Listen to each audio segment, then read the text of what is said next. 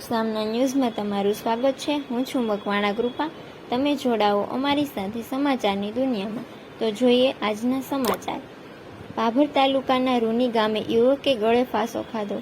ભાભર તાલુકાના રૂની ગામના પ્રેમાભાઈ ચૌધરીએ અગમ્ય કારણોસર ગળે ફાંસો ખાઈને આત્મહત્યા કરી હોવાનું જાણવા મળેલ છે।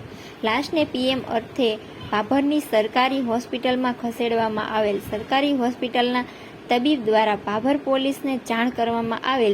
ભાભર પોલીસ સરકારી હોસ્પિટલ ખાતે પહોંચીને પંચનામું કરીને લાશને વાલી વારસોને સોંપી વધુ તપાસ હાથ ધરી હતી।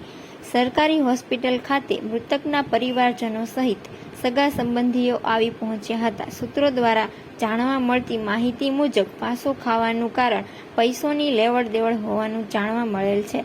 રિપોર્ટર સિદ્ધરાજ ઠાકોર, અસાણ।